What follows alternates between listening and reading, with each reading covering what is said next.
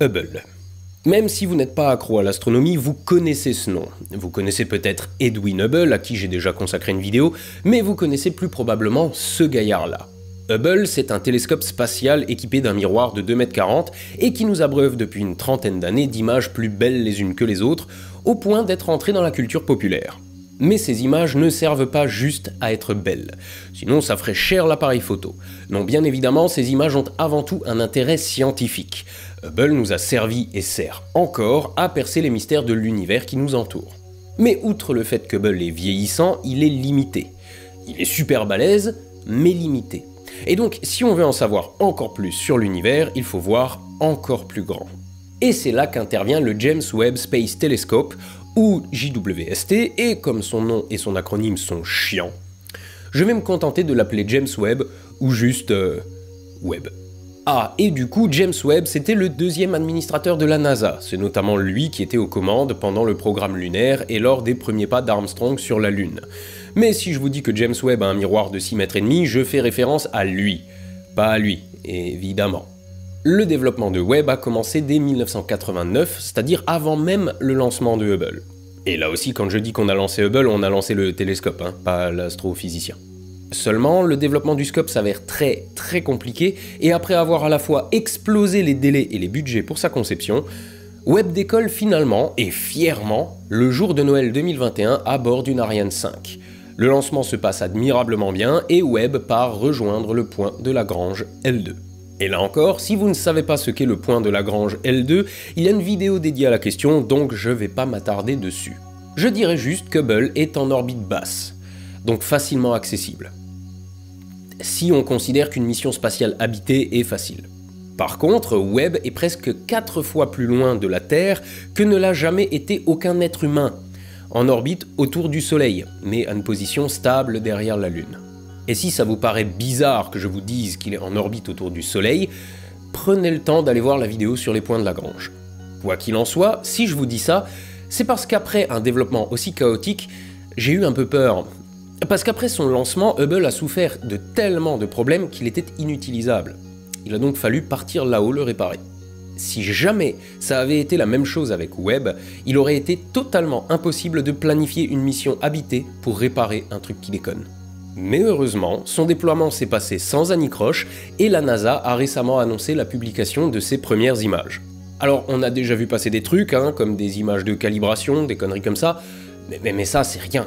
Pour la première fois, Webb fait chanter ses instruments principaux. Et à la NASA, on nous a bien fait comprendre qu'on passait à un autre niveau que Hubble. Si cette vidéo sort aujourd'hui, en dehors du programme normal de diffusion des vidéos sur la chaîne, c'est parce qu'avec PH du Point Genius, on s'est dit que ça pouvait être bien de sortir une vidéo au moment de la publication de ces images. Parce qu'on est des gros crevards qui veulent prendre en marche le train de la hype, mais aussi et surtout parce que ces images vont être abondamment reprises dans la presse, mais sans qu'on vous donne forcément toutes les clés pour comprendre ce que vous voyez. Bon PH, tu viens? Salut! Ouah putain, qu'est-ce que c'est que ça? Ah bah je t'ai reconstitué ton décor comme chez toi pour que tu te sentes à l'aise. T'as tout refait le même décor, à l'identique quoi. Mais t'as même mis mon chien. Bah je sais pas, y a pas ça dans ton décor d'habitude? Oh là là, c'est trop gentil ça. Oh mais on va faire un bel épisode nous hein. Dis bonjour. Non vraiment c'est très sympa. Je vais même te rajouter un chouïa de 12 parsecs pour que tu te sentes vraiment comme un poisson dans l'eau. Ah oui tiens, ah bah j'arrive. Ah oui non, oulala, non, 3 jours que je passe avec lui déjà là, non, ça va aller, merci. Quoi qu'il en soit, quand vous allez voir ces images, il y a une chance non négligeable que votre réaction ce soit... Waouh, c'est trop beau. C'est quoi? Je sais pas mais c'est beau. Ça serait dommage quand même, non? Je veux dire, ok, ces images sont belles, mais elles ne sont pas juste ça. Leur but, comme celle de Hubble, c'est de faire avancer nos connaissances sur l'univers. Le fait qu'elles soient belles n'est qu'un effet secondaire. Et donc, on s'est dit que vous trouveriez ces images encore plus belles si vous saviez vraiment ce qu'il faut y voir, et j'aime manger mon caca. Attends, quoi? Ah bah, tu m'as dit, mais toutes les blagues que tu veux dans le script, je les assume. Bah, ouais, Alors avant toute chose, il faut que vous sachiez qu'à l'heure où j'écris ces lignes, ces images, ni PH ni moi ne les avons vues. La NASA a annoncé leur publication depuis plusieurs semaines déjà, mais un sévère embargo a été maintenu dessus pour que rien ne fuite.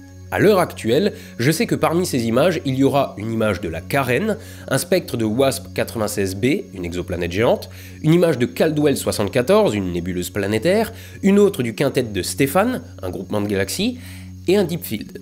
Et en outre, le Deep Field doit être révélé environ 24 heures avant le reste. Il y a des rumeurs qui ont circulé disant que dans les images qu'on va avoir, il va y avoir les images des fameux piliers de la création, M16, parce que c'est l'image la plus connue de Hubble en fait, mais au final c'est pas vraiment dans la liste des choses qui ont été annoncées, donc on verra. Wow, et qu'est-ce que tu fous là toi? Oh bah tu sais, j'ai vu de la lumière donc je suis rentré, hein, j'ai peur du noir, très peur du noir, c'est bien connu. Bon mesdames et messieurs, Jean-Luc d'Auvergne de Ciel et Espace. Mais là aussi vous le connaissez si vous connaissez la chaîne. Donc, cette première partie de la vidéo va consister à vous présenter les objets annoncés, histoire que vous ayez déjà une idée de ce que vous êtes en train de regarder. Ensuite, on va vous parler plus spécifiquement de Webb et de comment il fait ces images, parce qu'elles vont être très différentes de celles de Hubble. La NASA a déjà annoncé que le James Webb Space Telescope aura des capacités meilleures que celles qu'annoncées, notamment en raison du lancement par Ariane 5 qui a été hyper précis, donc ça économise beaucoup de carburant, il va avoir une durée de vie plus longue que prévu, et même optiquement, tout se passe aussi bien et même mieux que prévu, donc ça c'est vraiment bien. Après il y a beaucoup de différences avec le télescope spatial Hubble, évidemment, sinon on l'aurait pas lancé ce James Webb Space Telescope, et c'est ces différences qu'on va vous expliquer.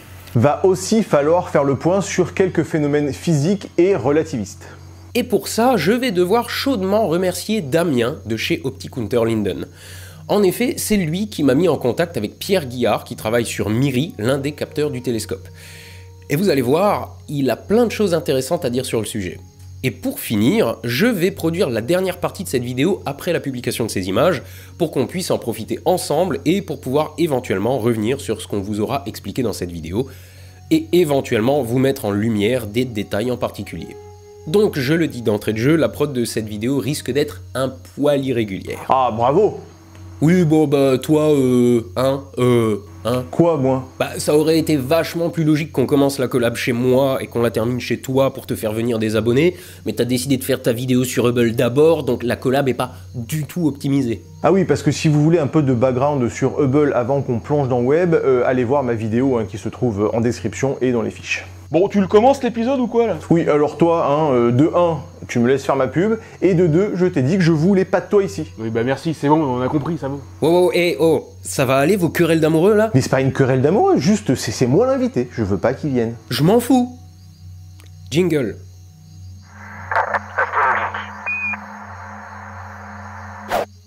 Commençons donc par parler des objets annoncés par la NASA, et on va attaquer direct avec la nébuleuse de la Carène.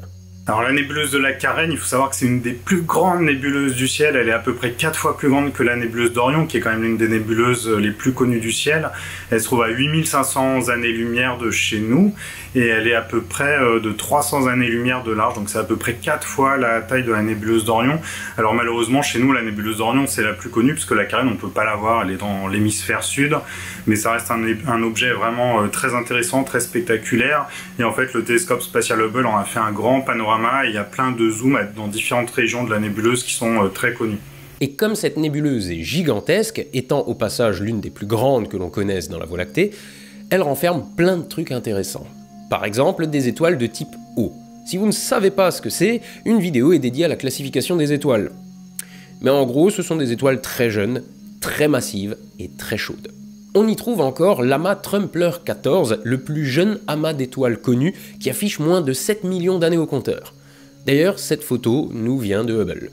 Elle renferme aussi des étoiles de vol frayé, qui ont aussi déjà eu leur vidéo. Il y a un truc sur lequel t'as pas déjà fait une vidéo? Ça fait 7 ans que la chaîne existe, à force ça commence à faire de la matière. C'est pour ça que je t'invite pas chez moi, qu'est-ce que tu veux que je te donne à raconter de plus? Alors dans cette nébuleuse de la Carène, évidemment, l'objet le plus connu c'est Eta Carina, aussi connu sous le nom de W25, mais surtout Eta Carina. En fait, c'est une étoile qui est bien visible à l'œil nu, et du coup, c'est vraiment un objet emblématique. Cette étoile, elle a 150 fois la masse du Soleil, c'est beaucoup, et elle brille 4 millions de fois de plus que le Soleil, ce qui est encore plus, et c'est une étoile un peu instable, plutôt sur le point d'exploser. D'ailleurs, elle connaît déjà des phases d'explosion partielle. On y en a eu une en 1841, et c'est des phénomènes phénomène assez marquant qui se répète régulièrement. Dans la nébuleuse, il y a aussi d'autres zones emblématiques. Il y en a une connue élégamment sous le nom du doigt de Dieu. Et on a aussi une zone assez connue qui s'appelle la montagne mystique. Ça fait partie vraiment des photos les plus connues du télescope spatial Hubble. Et tout ça, c'est assemblé aussi sous la forme d'un très grand panorama. C'est une vidéo sur web, mais pour le moment, on montre que des images de Hubble. Ouais, mais c'est bien, comme ça on pourra bien comparer après. D'ailleurs, notez que ces images sont des détails de cette gigantesque nébuleuse. La voici dans sa globalité photographiée par le VLT. Donc, est-ce que Webb va nous gratifier d'une image globale de la nébuleuse ou de l'un de ses détails marquants?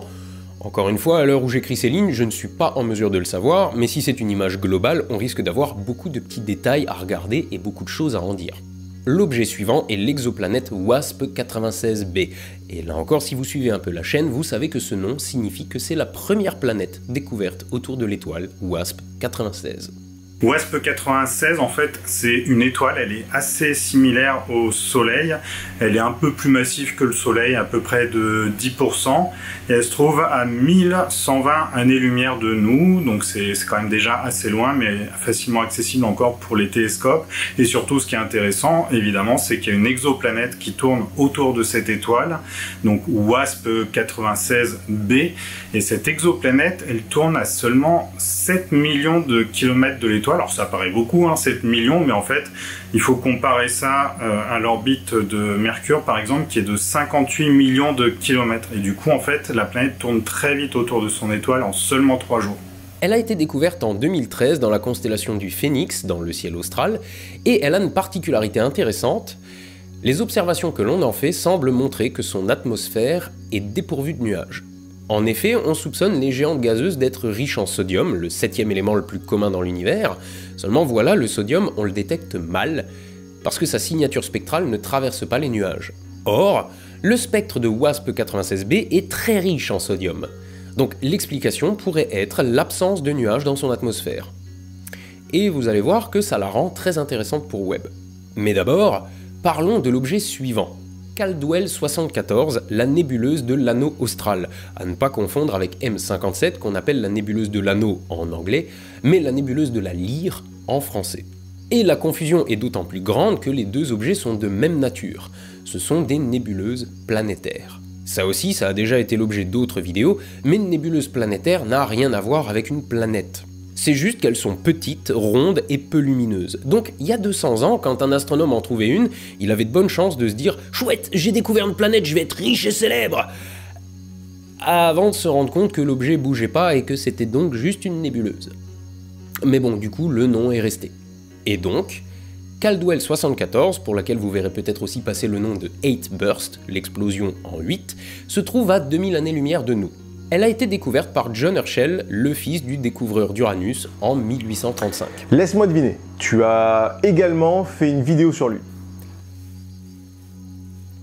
Alors il y a un truc vraiment marrant à propos de cette nébuleuse, c'est qu'au centre on voit une étoile, mais en fait c'est pas une étoile, il y a deux étoiles, il y a une naine blanche, ça c'est le reste de l'étoile qui a donné naissance à cette nébuleuse, et elle est en orbite autour d'une autre étoile qui est plutôt comparable au Soleil, mais à un Soleil qui serait en fin de vie, et cette étoile en fait devrait mourir de la même façon, c'est-à-dire en créant aussi une nébuleuse planétaire, et en fait du coup si on revient dans quelques temps, en fait, on devrait voir une nébuleuse dans la nébuleuse. Alors, hélas, l'étoile qui reste, elle a encore une espérance de vie de quelques millions d'années, donc c'est quelque chose qu'on ne devrait pas être capable de voir, mais en tout cas, c'est un cas assez particulier, assez original. L'objet suivant n'en est pas un, puisque c'est un ensemble d'objets. C'est le quintet de Stéphane, baptisé comme ça parce qu'il a été découvert par Édouard Stéphane en 1877 à Marseille. Quoi ? Non mais comme tu parles de Marseille, je regarde juste que l'autre revienne pas. Là aussi, cet objet a des particularités très intéressantes dont on va parler. La première, c'est que sur les 5 galaxies, seules 4 font réellement partie du groupe. Dans le lot, il y a une intrue. Est-ce que vous arrivez à l'identifier? Et oui, c'est pas dur, c'est celle-ci, NGC 7320. Mais pourquoi c'est la première à laquelle vous avez pensé? Ah ah, on va en reparler. NGC 7320 se trouve au premier plan, loin devant le groupe de 4 autres galaxies, NGC 7319, 7318A et B et 7317. Mais évidemment, visuellement, pour nous, elle a l'air de faire partie de la bande. Ces 4 galaxies sont donc physiquement proches les unes des autres et vont manifestement entrer en collision. Maintenant, regardez. Là, en haut de l'image, on voit une sorte de filament. Quand on observe cet ensemble au radiotélescope, c'est-à-dire qu'on observe les ondes radio qu'elles émettent, et pas la lumière visible, on découvre que ce filament brille en fait très fort. Idem dans les rayons X, comme sur cette image.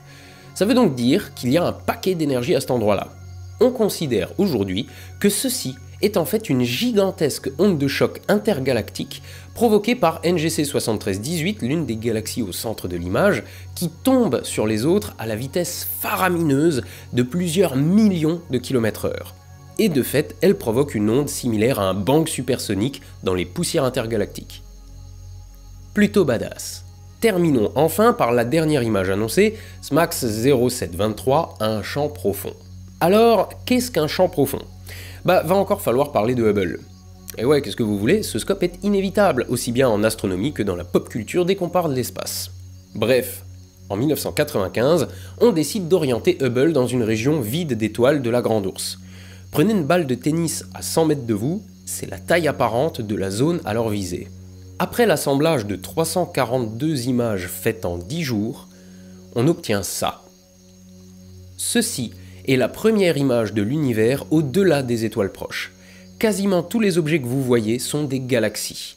Une myriade de galaxies qui s'étendent au-delà de la nôtre. Cette image est la première à avoir fait prendre conscience au grand public de l'immensité de l'univers. Chacun de ces objets est comparable à la Voie lactée. Cette image s'appelle donc le Hubble Deep Field, le champ profond de Hubble. Mais des champs profonds, il en a fait un paquet depuis. Et dans le lot, il y a donc SMACS 0723, et il ressemble à ça. Alors déjà, première chose, ces petits zigouigouis tout tordus là, ce sont des galaxies qui ont été déformées par effet de lentilles gravitationnelles. Laisse-moi deviner. Vidéo dédiée. Mais genre le mec qui a bûché toutes tes vidéos, tu lui apprends plus rien en fait. J'irai pas jusque là, mais clairement il a une longueur d'avance. Donc, ces trucs-là, ce sont des galaxies qui se trouvent derrière celles qu'on voit à l'image et dont la lumière a été déviée par la masse gigantesque de celle qui se trouve au premier plan. C'est un phénomène prédit par Einstein et le vérifier comme ça, c'est juste magique. Je vais encore attirer votre attention sur un truc. La plupart des galaxies que vous voyez là sont très oranges, ou plus précisément, elles tirent sur le rouge. Et c'est pas un défaut de réglage de la caméra de Hubble. Mais pour vous expliquer ça, je vais passer la main à PH, histoire que je le paye pas à rien foutre. Mais tu me payes même pas? Chut, boss. Ok, alors maintenant qu'on a vu les objets que Webb a imagés, on va voir comment il les a imagés. Attention, hein, encore une fois, quand Arnaud a écrit ce script, ni lui ni moi n'avions vu ces images, hein, et je fais encore pipi au lit. Mais t'es sérieux, putain. Je te cite, hein, tu m'as dit... Que j'assumais toutes les conneries du script, oui, c'est bon, ça m'apprendra. Bref, on a vu les objets imagés par Webb, mais ces images-là étaient pour la plupart celles de Hubble. Mais Hubble et Webb ne voient pas du tout la même chose. Et maintenant, le but de la vidéo va être de vous faire comprendre pourquoi et comment. Et surtout, voir pourquoi AstronoGeek est la meilleure chaîne de tout le YouTube. Non mais sérieux, arrête de pourrir le script maintenant, là. Moi j'ai envie de savoir. Comme on dit, les plus courtes sont les meilleures. C'est ce que tu dis à tes conquêtes? Bien, accrochez-vous à vos slibards maintenant parce qu'on rentre dans la partie méchamment technique. Quand j'ai décidé de parler des premières images de Webb, je me suis dit que ça servirait à rien de faire une simple redite de ce que vous trouverez partout dans la presse grand public. Non, l'intérêt de faire ça, c'est de vous expliquer des choses que vous ne verrez pas, ou peu probablement, ailleurs. Tout le monde va trouver que c'est très joli, mais nous, on va s'efforcer de comprendre ces images. Et donc, je me suis dit que le meilleur moyen d'avoir de la matière, c'était d'aller à la source. Et c'est comme ça que je me suis retrouvé à échanger avec Pierre Guillard, qui bosse sur MIRI, l'un des 4 instruments principaux de Webb. Et alors, MIRI, qu'est-ce que c'est quoi donc? C'est une caméra et un spectromètre à intégrale de champ. En très gros, ça veut dire que c'est un spectromètre en 2 dimensions, sur une image quoi. Alors qu'un spectromètre classique se contente d'analyser une zone de manière uniforme. Et il fait ça sur une bande de fréquence située entre 5 et 28 microns, c'est-à-dire les infrarouges moyens. Le système optique a été conçu par une équipe française et contient 5 miroirs et une roue de 15 filtres qui sélectionnent le rayonnement infrarouge qu'on veut étudier. Les infrarouges, c'est des rayonnements thermiques, de la chaleur quoi. Et ils viennent taper un capteur comme dans un appareil photo.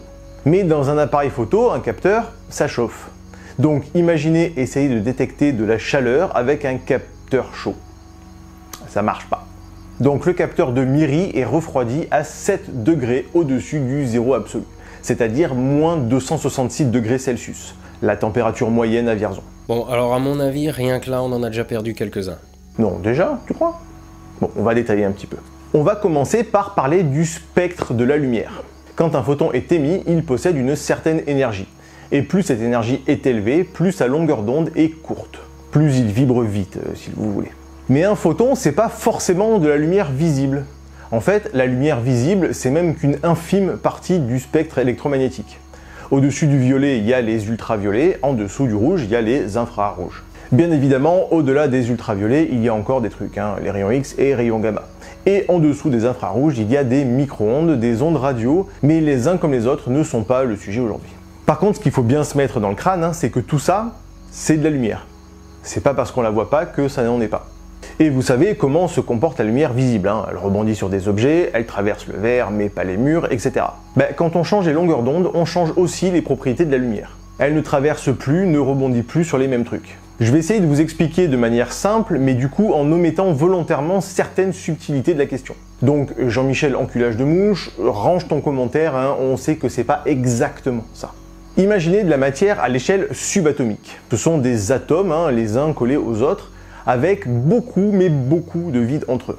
Si un photon à grande longueur d'onde passe là-dedans, il y a de grandes chances de passer au travers sans rencontrer un seul atome. Par contre, pour un photon à plus haute énergie, avec une longueur d'onde plus courte, c'est plus compliqué. Et ça explique en gros pourquoi plus une onde électromagnétique a une grande longueur d'onde, plus elle passe au travers des trucs. En gros. De la même manière, pour rebondir, les photons ont besoin de rencontrer une surface qui a une densité proportionnelle à leur longueur d'onde. C'est pour ça que pour observer de la lumière visible, vous avez besoin d'un miroir poli à l'échelle du nanomètre, mais que pour observer des ondes radio, une antenne faite avec une structure grillagée, ça suffit. Pour les ondes radio, ça, c'est un miroir. Par contre, ça amène un problème de taille, c'est le cas de le dire. Quand vous allez fabriquer un outil optique, son pouvoir séparateur, aussi appelé pouvoir de résolution, va dépendre de sa taille. En gros, plus votre miroir est grand, plus vous allez voir des détails fins. Si on veut voir la bite de Yann, il faut un très grand miroir. C'est aussi pour ça qu'on recommande souvent aux gens de pousser la porte d'un magasin avant d'acheter du matériel et de ne pas céder à des instruments qu'on peut voir dans des catalogues de vente à distance ou sur des sites web divers et variés de vente en ligne. Si vous voyez une petite lunette qui a l'air d'être un peu en plastique, qui pourrait grossir 300 fois, il ne faut pas vous leurrer, en fait elle n'est pas capable de grossir 300 fois, ou en tout cas à 300 fois l'image sera très floue. Ce qui est important, c'est vraiment d'avoir du diamètre. Il ne faut pas croire que les astronomes professionnels ont un complexe d'infériorité à faire des télescopes toujours de plus en plus grands. En Europe, on est quand même en train d'en construire un qui va faire 39 mètres de diamètre. Et bon, dans le matériel amateur, c'est pareil, il faut essayer d'avoir un minimum de diamètre, un minimum de qualité pour espérer voir de belles images et se faire plaisir. Sauf que le deuxième problème de taille, c'est que ce pouvoir séparateur, il dépend aussi de la longueur d'onde de la lumière que vous observez. Pour calculer le pouvoir de résolution d'une optique, on divise la longueur d'onde de la lumière par le diamètre du miroir. Donc ça veut dire que si votre longueur d'onde est 2 fois plus grande, votre télescope voit 2 fois moins de détails. Donc les radiotélescopes, ils ont beau être énormes, ils observent dans des longueurs d'onde tellement grandes qu'ils voient parfois moins de détails qu'un petit télescope amateur. Et si on vous précise ça, c'est parce que Webb observe principalement dans les infrarouges.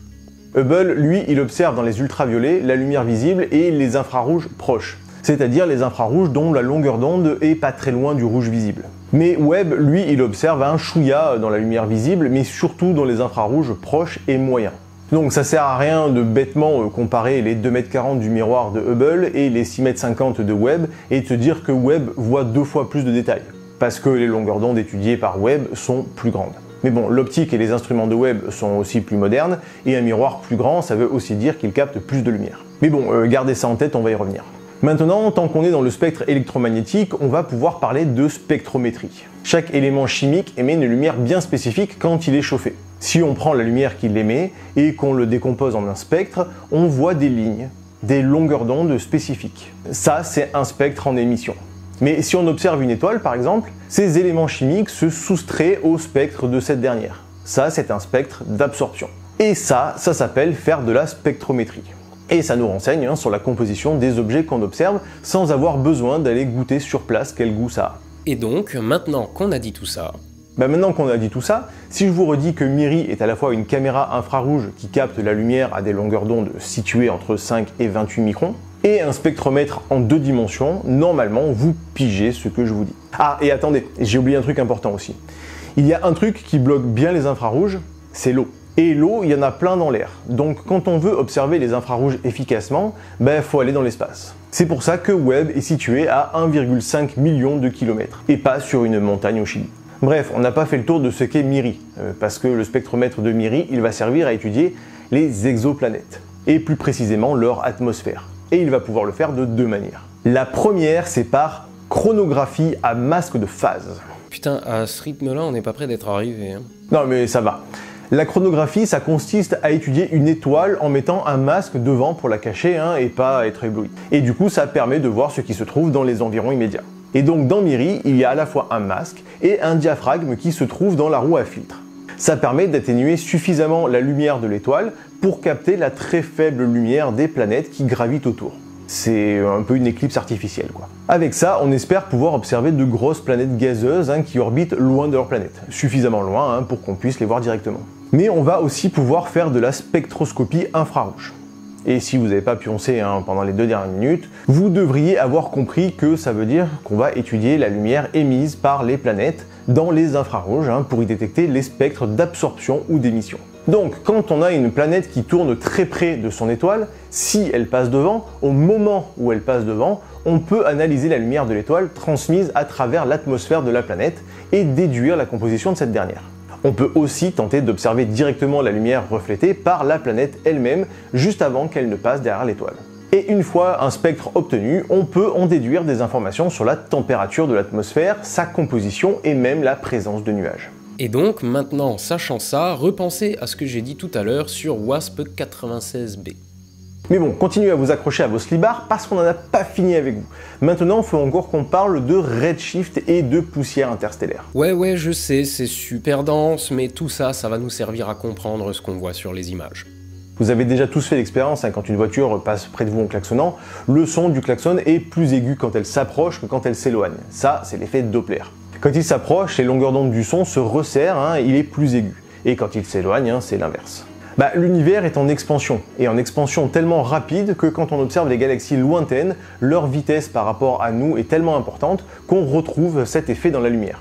Comme sa longueur d'onde augmente, elle se décale vers le rouge. Et en anglais, ce décalage vers le rouge se dit redshift. Bon, là aussi, en vrai, c'est un poil plus subtil, mais on a déjà tellement de trucs à vous faire assimiler qu'on va se contenter de ça là. Le redshift se note Z et est plus grand que 1. C'est la fraction par laquelle il faut diviser la longueur d'onde de la lumière. Le redshift le plus important que l'on connaisse, c'est celui du fond diffus cosmologique, la première lueur émise par l'univers. Le truc le plus lointain qu'on puisse observer et qui a un redshift de 1100. Et donc maintenant, revenons brièvement à notre quintette de Stéphane. Je vous ai dit tout à l'heure que NGC 7320, en haut à gauche, était beaucoup plus proche que les autres galaxies. Donc les 4 autres étant plus loin, elles s'éloignent de nous plus vite, et nous paraissent donc plus rouges. En effet, NGC 7320 s'éloigne de nous à 790 km/s, alors que les autres filent à près de 6600 km/s. Parlons encore d'un autre concept, le rayonnement infrarouge des poussières interstellaires. Alors voilà le topo. Les étoiles jeunes et chaudes rayonnent plutôt dans les ultraviolets, alors que les étoiles vieilles et froides, elles, rayonnent plutôt dans l'infrarouge. Non, mais je vais pas faire de blague, je m'appelle pas 12 parsec, vas-y, continue. Ouais. Donc, quand on observe une galaxie, on peut identifier le type de population d'étoiles qu'elle contient en regardant son spectre. Mais une galaxie, ça évolue aussi dans le temps. Au début, elle contient beaucoup de gaz et de poussière, les nuages qui les contiennent s'effondrent progressivement pour donner naissance à des étoiles, et donc plus il y a d'étoiles, moins il y a de gaz et de poussière. Une jeune galaxie en contient donc beaucoup, et une vieille galaxie en contient très peu. Ces poussières et ces gaz sont dans le milieu interstellaire, dans le noir. Et ils sont très froids, quelques degrés à peine au-dessus du zéro absolu. Mais voilà, il arrive parfois qu'un photon ultraviolet vienne taper une de ces poussières et la réchauffe. La poussière va donc réémettre un rayonnement thermique, donc des infrarouges. Et ces poussières, on les trouve partout, y compris dans une certaine mesure dans le milieu intergalactique. Donc pas seulement entre les étoiles, mais aussi entre les galaxies. Et plus une lumière voyage de loin, plus elle a de chances de rencontrer une poussière sur son chemin et d'être absorbée et réémise en infrarouge. Et donc quand on observe des étoiles lointaines dans notre galaxie et des galaxies lointaines dans notre univers, on constate aussi un décalage vers les infrarouges à cause de ce phénomène. Plus les objets sont loin, plus ils sont rouges. Mais aussi plus ils rayonnent dans les ultraviolets, plus leur lumière est absorbée. Mais surtout, comme ces poussières sont chauffées par le milieu galactique, on peut les observer directement grâce au rayonnement infrarouge qu'elles émettent. Donc pile le domaine de Webb. Bon, maintenant qu'on a vu tout ça, permettez-moi de vous présenter Pierre Guillard. Il est maître de conférence à l'Institut d'astrophysique de Paris et il travaille donc sur MIRI. J'ai pu discuter avec lui via l'entremise de Damien de chez Optic Unterlinden et voici de quoi on a parlé la semaine dernière, donc là encore avant la publication des images de Webb. Et maintenant qu'avec PH, on vous a expliqué tous ces concepts d'optique et d'astrophysique, vous êtes armés pour comprendre la conversation que j'ai eue avec Pierre.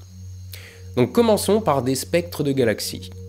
En fait, en infrarouge, t'es plutôt, quand tu regardes la lumière, vraiment la lumière émise par les étoiles, en infrarouge, tu es sensible à une vieille population d'étoiles, donc une population d'étoiles plus vieille, alors que les étoiles jeunes émettent surtout en UV. Ouais. Et donc, quand tu superposes en fait une image infrarouge à une image UV, tu vois que tu traces pas les mêmes régions de formation d'étoiles. Donc, les régions de formation d'étoiles, les étoiles jeunes sont tracées surtout par l'UV. Par contre, les populations d'étoiles évoluées, qui sont surtout dans les bulbes galactiques, au centre des galaxies, sont plutôt vues en infrarouge. Et c'est ça qui est important, c'est ça qu'on va tracer avec James Webb et avec MIRI surtout, c'est que si tu regardes la première, non, c'est pas la première figure, c'est la deuxième figure du PDF, là, tu vois des spectres. Alors c'est un flux, donc c'est des watts par mètre carré qu'on reçoit sur Terre en fonction de la longueur d'onde. Et tu vois qu'autour de un peu avant 10 microns, il y a des espèces de pics. Et ça, ce sont des poussières interstellaires, mais c'est des petites poussières qui émettent dans des bandes, en fait. Ce sont des petites poussières aromatiques. Donc, c'est des grandes structures de carbone et d'hydrogène, en fait. Ouais, j'allais dire des grosses molécules. Ouais, c'est ça. C'est comme des macromolécules ou des tout petits grains de poussière. Bon, la distinction est un peu... Et en fait, eux, ils émettent autour de 10 microns. C'est pile poil la longueur d'onde couverte par MIRI. En fait, MIRI couvre 5 à 30 microns à peu près. Et donc, du coup, on va surtout voir ces poussières-là. Et ces poussières-là, ils sont chauffés par l'UV, mais ils sont tellement petits que... qui sont tapés par un photon UV tous les ans ou tous les 2 ans, quoi, à peu près. Et puis, en fait, ils passent le gros de leur moment, le gros de leur vie à très basse température, genre moins 260 degrés, quoi. Et de temps en temps, ils se tapent un photon UV et de temps en temps, ils montent en température. Et c'est ces montées en température, statistiquement, sur une grande période de temps, qu'on voit sous ces bandes. C'est comme des raies, en fait. On a l'impression d'avoir des raies spectrales, mais c'est pas des raies spectrales, c'est des bandes d'émission, quoi. Et c'est surtout ça qu'on va voir, et c'est la réémission de ces photons UV. Donc, c'est pour ça qu'on dit que souvent l'infrarouge trace la formation d'étoiles, mais indirectement, parce qu'ils absorbent le photon UV et remettent en infrarouge. Et donc, tu vois ces bandes-là, et en fait, à plus grande longueur d'onde, là, c'est de l'émission thermique, c'est-à-dire que les grains sont gros. Donc, le gros bump qu'on voit autour de 100 microns, ça, c'est l'émission thermique aussi des poussières, mais à plus grande longueur d'onde. Ouais. Et en fait, quand tu redshifts une galaxie, ce qu'on va voir avec MIRI, surtout dans les deep fields, c'est qu'on va voir l'émission de ces poussières autour de 10 microns, mais redshiftée. C'est ça. Voilà, redshiftée. Ou alors, inversement, on peut voir des galaxies très lointaines qui émettraient en UV ou en proche infrarouge, par exemple autour de 1 micron. Et si cette galaxie a un redshift de 9, eh ben on la voit apparaître à 10 microns, quoi. Donc, on peut voir à la fois des galaxies très lointaines, la lumière UV redshiftée dans l'infrarouge, mais on peut aussi voir l'émission infrarouge de galaxies plus proches. Par exemple, cette émission à 7 microns, là, autour de 7-8 microns de ces bandes, elle est très forte dans ce qu'on appelle les galaxies à flambée de formation d'étoiles, les starbursts. ou ce qu'ils appellent les ULIRG, là, les galaxies ultra-lumineuses dans l'infrarouge, bah cette émission, elle est hyper forte. Et si la galaxie a un redshift de 2 ou 3, bah on la voit redshifter à 20 microns ou 30 microns. Et ça, c'est couvert par MIRI. Et c'est ça qu'on va voir dans les deep fields. On va voir à la fois des populations de galaxies autour de Z égale 2 qui vont... ça va être de l'émission infrarouge des poussières autour de 7 microns redshiftés à 2 ou 3, à un redshift de 2. Ou alors, on va voir des galaxies très lointaines, mais c'est de la lumière UV qui est redshiftée dans l'infrarouge. Alors, avant de parler d'exoplanètes, il y a ça que j'aime bien montrer, c'est un tout petit peu technique, mais en fait, c'est pour expliquer pourquoi Hubble ne voit pas plus loin qu'un certain redshift. Pourquoi on rate les galaxies? En fait, Hubble observe un tout petit peu observe jusqu'à l'infrarouge proche, jusqu'à 1,6 micron en fait. Donc l'UV est là à gauche, ça c'est les filtres UV. Donc à 0,4 microns, après tu es dans le visible, donc bleu, vert, jaune, jusqu'à l'infrarouge proche, 1,6 microns à droite. Ça, c'est les filtres de Hubble, ça? Ça, c'est les filtres de Hubble. D'accord. Ouais. Ça, c'est les différents filtres de Hubble. Et en fait, quand tu joues l'animation, et en gris là, c'est un spectre de galaxies. Un spectre de galaxies classique que je vais redshifter, artificiellement. Et là, tu vois l'image de la galaxie en bas, tu vois l'image de la galaxie, ça c'est une vraie galaxie. Donc cette fois, tu vois l'image dans les différents filtres. Celle-là, c'est le premier filtre, etc., etc. Et ça, c'est le proche infrarouge. Et là, ça va partir d'un redshift de 3. Et tu vas voir, en fait, quand tu augmentes le redshift, eh ben, petit à petit, évidemment, la lumière UV disparaît. Et quand tu arrives à un redshift de 9-10, en fait, eh ben, la lumière des étoiles disparaît. Hubble arrive à ses limites à ce moment-là. Et Hubble arrive à ses limites. Et en fait, c'est pour ça que... Donc ça, c'est l'effet du redshift. On voit aussi que la lumière UV, en fait, elle est... Donc ça, c'est la lumière infrarouge, hein, c'est la lumière des poussières réémises, grosso modo. Et ça, c'est la partie UV qui est aussi absorbée le long de la ligne de visée. Donc tu vois cette partie-là du spectre qui diminue. Ça, c'est un peu plus technique. C'est l'absorption des photons par le milieu intergalactique. Ouais, mais c'est rapport à l'article que tu m'as partagé. Ça, je vais en parler aussi. Exactement, voilà. C'est vachement intéressant. Et ça, c'est une manière d'illustrer pourquoi cette lumière-là, elle va se retrouver dans James Webb, en fait. Et c'est pour ça que James Webb, on espère sonder à des redshifts 15, 20, etc. Les premières populations de galaxies, l'allumage des premières étoiles, en fait. C'est ça que cherche James Webb, surtout. Après... Sur les exoplanètes, là aussi c'est un tout petit peu technique, mais ça permet de montrer ce qu'on cherche. En fait, ça c'est un spectre simulé de l'instrument NIRSPEC. Donc c'est le spectro proche infrarouge. Et donc là, par contre, on voit des bandes d'absorption. Donc c'est quand la planète, tu vois la planète là sur l'animation, elle passe devant l'étoile. En fait, en fonction de la longueur d'onde, l'absorption n'est pas la même. Donc, si tu regardes à 1,8 micron, l'absorption n'est pas la même. C'est parce qu'on sonde des hauteurs d'atmosphère différentes en fonction de la longueur d'onde. Et donc, on va chercher des molécules différentes en fonction de la hauteur de l'atmosphère. Quand tu es dans la haute atmosphère, tu n'as pas les mêmes molécules, tu n'as pas les mêmes composés chimiques qu'en dans la basse atmosphère. Et donc, en fait, là, tu as un spectre simulé. Et là, ça montre juste quelques molécules qu'on cherche, notamment l'eau, les bandes d'absorption de l'eau. Alors malheureusement, la fréquence est en centimètres moins 1, c'est une unité imbuvable, c'est un nombre d'ondes. C'est l'inverse d'une longueur d'onde. Il faut la refaire avec des hertz ou des microns, quoi. Mais bon, c'est grosso modo entre 0,07 microns là et 0,7 microns ici pour le méthane, et puis 3 microns ici pour le dioxyde de carbone. Mais voilà, on cherche de l'éthane, de l'eau, du dioxyde de carbone et du méthane essentiellement, puis avec d'autres composés, quoi. Donc en fait, l'infrarouge proche permet de chercher des molécules organiques Alors, on peut avoir ces molécules-là sans avoir de vie. Hein. C'est ça aussi qui est un peu... il y a ce cancer. Je m'attends à tout un tas d'annonces sensationnalistes dès qu'on va dire qu'on a trouvé des molécules organiques dans une atmosphère. Oh mon Dieu, organique, c'est de la vie. Ça, je l'anticipe déjà. Donc, c'est ça qu'il faut rappeler aussi, c'est qu'on peut avoir ces composés-là sans avoir de vie. Il y a des modèles chimiques qui permettent d'expliquer... Le meilleur moyen de le dire, c'est attends, on va faire une petite spectro de Jupiter, tu vas voir ce qu'on va trouver entre l'ammoniac et tout le merdier. Le truc quand même sensationnel avec James Webb, c'est qu'on va chercher des disques.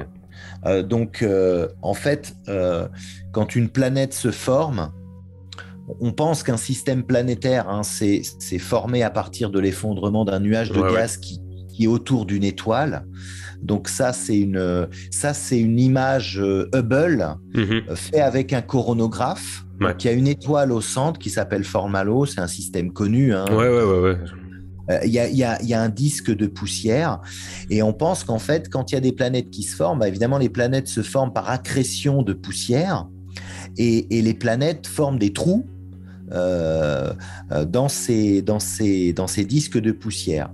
Et donc, en fait, on détecte un anneau de poussière. Au centre, on pense qu'il y a une planète. D'ailleurs, hop, là, on la voit ici, avec le coronographe. Et en fait, avec Spitzer, qu'il faut comparer avec James Webb, parce que Spitzer a travaillé grosso modo dans le même domaine de longueur d'onde que James Webb. Avec Spitzer, on ne voyait que la source centrale et puis un disque diffus, mais on voyait pas les trous faits par les planètes, en fait. Et donc, en fait, on pense, ça c'est une simulation de ce système-là, on pense qu'on va voir avec James Webb ces anneaux de poussière et les trous qui sont liés à ces planètes. Donc, et alors ça, on le doit principalement à la taille de l'optique ou autre chose? Exactement. La taille de l'optique, d'accord. Ouais, exactement. Là, c'est un problème de résolution spatiale. Ouais, d'accord. Voilà. Mais aussi, alors ça c'est un tout petit peu plus technique, mais aussi à la plage dynamique du détecteur. D'accord, oui.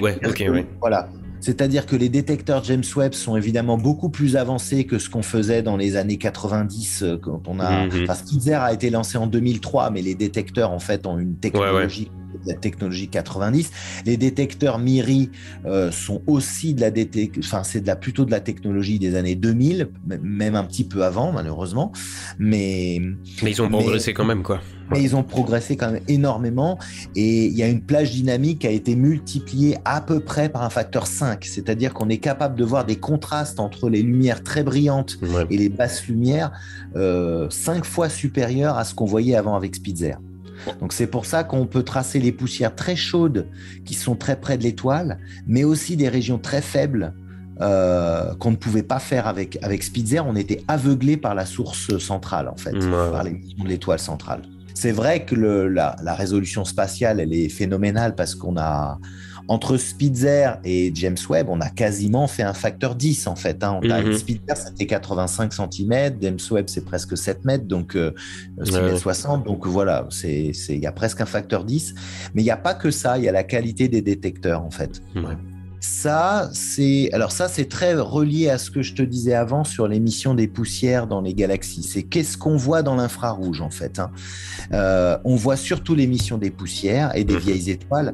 Là, par exemple, tu as une galaxie où tu as un composite de UV en bleu et infrarouge en rose.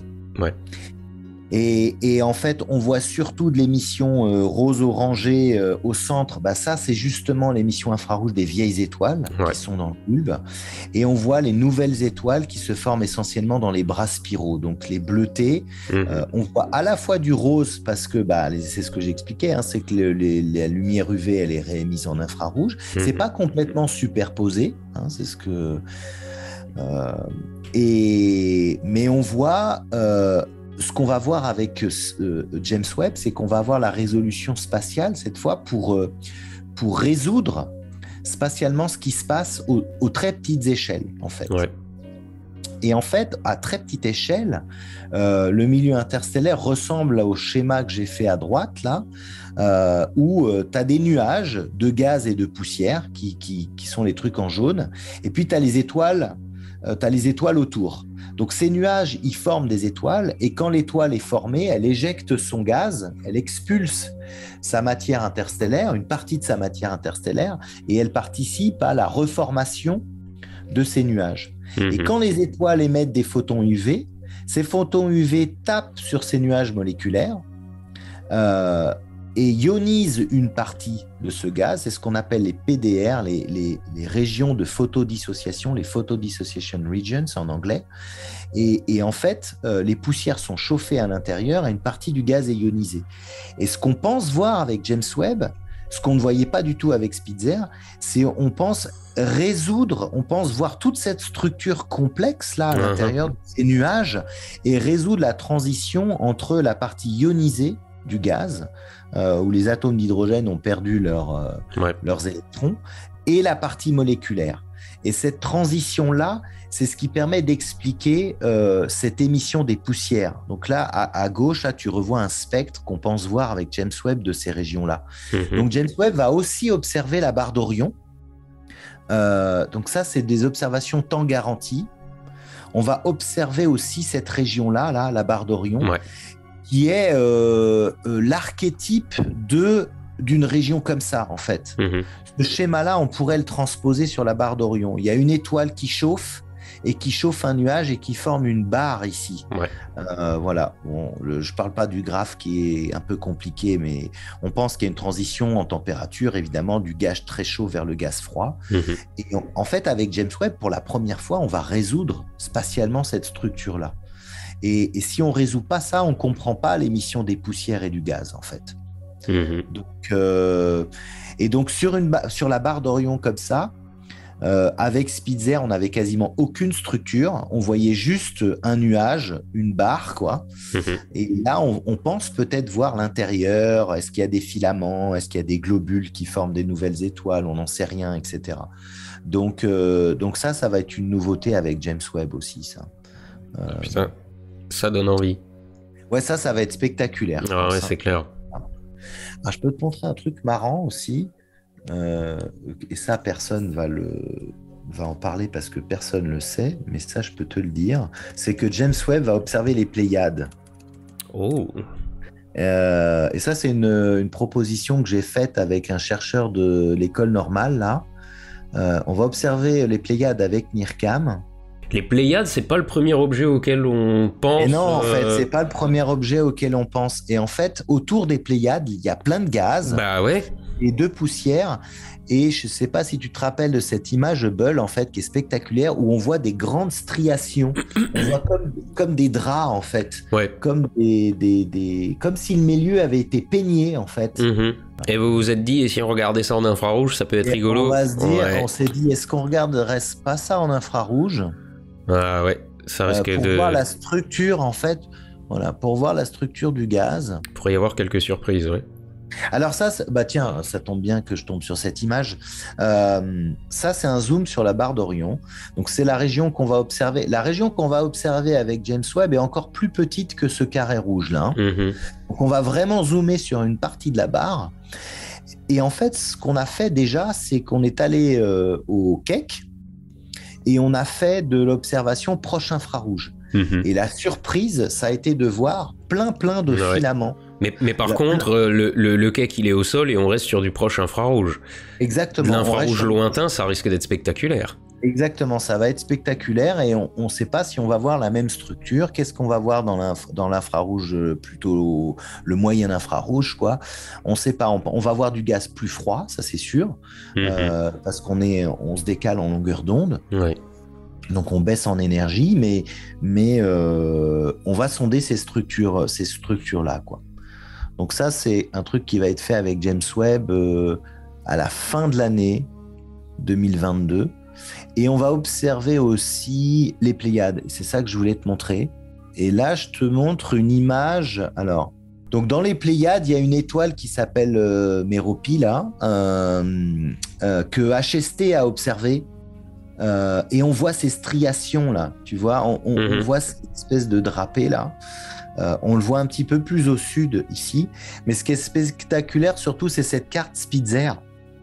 des pH. Alors, les pH, c'est ces molécules polycycliques aromatiques. Ouais, les fameuses grosses macromolécules. Les macromolécules qui émettent autour de 7 microns. Là. Bah, ça, c'est une image à 7 microns de la caméra Irak de Spitzer. Et on voit ces striations aussi. Mais cette fois, on ne les voit pas en absorption comme HST, mais on les voit en émission. Ouais. Voilà. Et c'est ce qu'on va voir avec James Webb.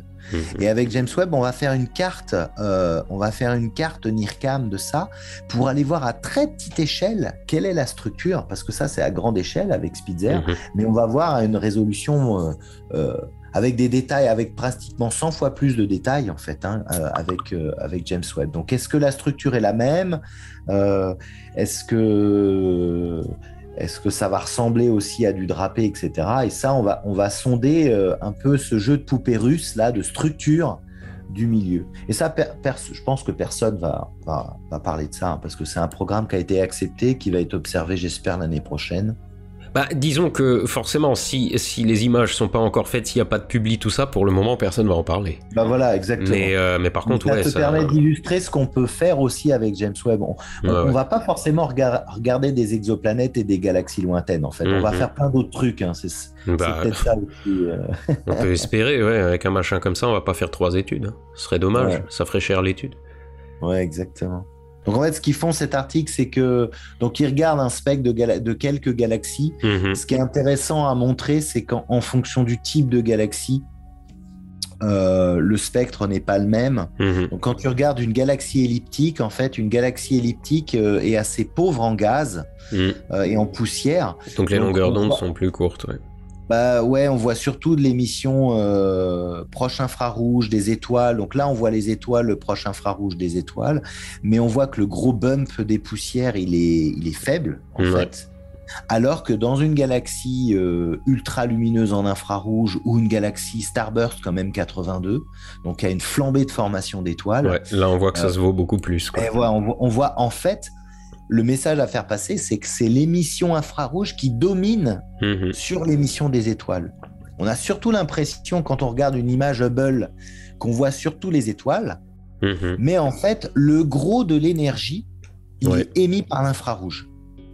Et c'est ça qui est intéressant à montrer, en fait, hein, c'est que James Webb va sonder le gros de l'émission des galaxies, le gros de l'énergie qui est rayonné sous forme de photons, il est rayonné en infrarouge, il n'est pas rayonné dans l'UV. Ouais, mais alors, donc, juste pour être sûr d'avoir bien compris, ce rayonnement, on le doit avant tout au milieu interstellaire, donc toutes les poussières et tous les trucs qui traînent autour. D'accord, ok. Exactement. Ouais. Et pour un photon UV qui tape sur un grain de poussière, il y a des milliers de photons infrarouges qui sont réémis. Et c'est pour ça parce que t'es pas à la même énergie. Donc il y a quand même absorption et conservation de l'énergie, mais le gros de l'énergie globalement, il est fait par l'infrarouge parce qu'il y a l'émission thermique des poussières et puis il y a d'autres phénomènes aussi qui expliquent pourquoi ça a cette forme-là. En fait, ça c'est une loi de Planck. Ce bump-là, ce truc-là, c'est si tu superposes un modèle de Planck là-dessus, un modèle de corps noir, en fait. On est dessus. Corps noir, ça dit, Donc du coup, ça c'est un corps noir en fait. Un corps noir à peu près 20 Kelvin, donc c'est moins 250 degrés. Donc on sonde du gaz très froid ici, hein, et du gaz un petit peu plus chaud ici, et puis après c'est l'émission des étoiles ici. Ouais. Voilà. Bah, je vais quand même faire un point sur la résolution en fonction de la longueur d'onde, parce que c'est important aussi de comprendre qu'on n'observe pas dans les grandes longueurs d'onde aussi facilement que dans les courtes. C'est pour ça que quand tu observes du visible, t'as intérêt à avoir un miroir super poli, etc., mais avec un truc de 20 cm, tu peux regarder quelque chose. Quand tu commences à étudier les ondes radio, il faut une grosse antenne, mais par contre, si c'est du grillage, ça va, quoi. Ouais, exactement. Ouais, là, en fait... Et puis après, évidemment, il y a la résolution de l'optique en elle-même, là, ce que tu es en train de montrer, quoi. Qui compte aussi, parce que le machin, il est gigantesque, quoi. Souvent, on compare la résolution de Hubble à celle de James Webb, mais en fait, c'est pas juste parce qu'il faut comparer une résolution à la même longueur d'onde, quoi. Eh oui. Donc, il faut comparer avec Spitzer. Et ça, c'est ce que j'ai montré. Ça, c'est une observation de champ profond. Ça, c'est un deep field Spitzer. Ça ressemble à ça, un deep field de Spitzer. C'est 90 000 secondes par bande. Donc là, il y a la superposition de 4 bandes. Donc, c'est 360 000 secondes d'observation. C'est monstrueux. Ça fait quoi? Ça fait 3600 secondes, c'est 1 heure. Donc, ça fait 1000 heures. C'est à peu près 1000 heures d'observation, ce truc-là. Et l'autre, c'est 20 minutes, quoi. Et l'autre, c'est 20 minutes. Exactement. Et c'est James Webb. Et c'est le même champ simulé. Donc, ça, c'est une vraie observation et ça, c'est une simulation. Ça, c'est les piliers. Ouais, je reconnais, c'est le centre de M16. Mais en proche infrarouge avec HST. D'accord. Ça, c'est la caméra numéro 3. C'est la dernière caméra qui a été installée sur... mais en proche infrarouge. Mais en proche infrarouge, ça, c'est à 2 microns. Donc là, on voit surtout les poussières. Ces nuages, ça, c'est des nuages moléculaires. Hein, c'est les nuages dont je te parlais avant, qui sont illuminés par les étoiles. C'est des pouponnières d'étoiles, en fait. Hein, les étoiles, elles se forment là-dedans. En optique, on voit surtout la poussière en absorption. Donc, on voit que la lumière des étoiles derrière ce nuage est absorbé, c'est pour ça que ça apparaît noir ou marron, quoi, en fonction de la densité du gaz. Mais quand tu vas en proche infrarouge, hop, tu vois beaucoup plus d'étoiles derrière. Parce que voilà, derrière, déjà, tu vois en transparence. On est sur des longueurs d'onde plus grandes, donc qui passent mieux la matière. Exactement. La longueur d'onde, elle est supérieure à la taille des grains de poussière. Donc les photons, là, c'est comme s'ils ne voyaient pas la poussière. Ils passent à côté. Voilà. Sauf quand les régions sont très denses. Ouais. On voit encore des régions qui absorbent. Hein, on voit encore parce que tu es en proche infrarouge. Sauf si tu regardais ça... En infrarouge lointain, ça va être encore plus transparent. Si tu regardes ça en infrarouge lointain, tu le verrais en émission cette fois. Donc là, tu vois l'intérieur de la structure du nuage. Ouais. Putain, ouais. Voilà l'essentiel de la conversation que j'ai eue avec Pierre la semaine dernière. Maintenant, vous êtes armé du mieux que je pouvais pour comprendre ce que vous allez voir. Il est donc temps de faire une petite transition temporelle. Oui, qu'est-ce que tu fais? Ta gueule, tu sers de transition. T'as vraiment de respect pour rien en fait. Avec un peu de chance, ça se verra pas trop au montage, mais 24 heures viennent de se passer et les images de Webb ont été dévoilées. Donc regardons ça ensemble. Ouais, alors moi aussi j'ai une vidéo à sortir ce soir, donc si tu m'envoies un script supplémentaire maintenant, pour une vidéo qui doit sortir dans 2 heures, honnêtement je me sens pas la capacité là. Attends, t'es en train de me dire que tu me mets un vent de collab en pleine vidéo? Bah... ouais. Bon, donc si vous voulez une petite rétrospective sur Hubble, c'est sur la chaîne de PH, le Point Genius, que ça se passe. Si vous n'êtes pas encore abonné, méfiez-vous parce que c'est considéré comme un péché mortel dans au moins 2 des 3 grandes religions monothéistes, donc si vous n'êtes pas abonné et que vous mourrez demain, vous irez droit en enfer. Tu recules devant rien pour faire s'abonner les gens. Hein. Ferme-la et profite. Donc on souhaite une bonne soirée à PH, et on se mate les images de Webb. Et bien entendu, n'oubliez pas de venir vous... Oui, bon, casse-toi maintenant. Oui, ben ça va, c'est bon, ok.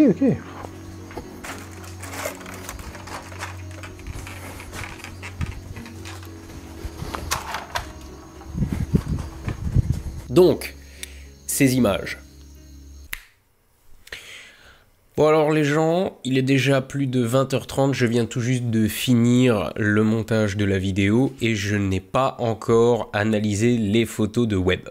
La vidéo fait déjà 1 heure et si je me tape l'analyse des photos de Webb que j'intègre dans la vidéo, que je sors tout ça et tout, la vidéo va sortir à un horaire complètement débile et vous la verrez pas. Donc ce que j'ai décidé de faire, c'est vous sortir la vidéo telle qu'elle là, maintenant. Et je commence à travailler à la suite, donc l'analyse des photos qui sortira incessamment sous peu. En attendant, je vous les mets déjà en description, comme ça vous pouvez aller les voir par vous-même et voir ce que vous êtes capable d'identifier dessus sur la base de ce qu'on a dit dans la vidéo. Mais on va essayer d'en dire un peu plus quand même. Donc faites-vous plaisir avec les nouvelles images de Webb et à la revoyure.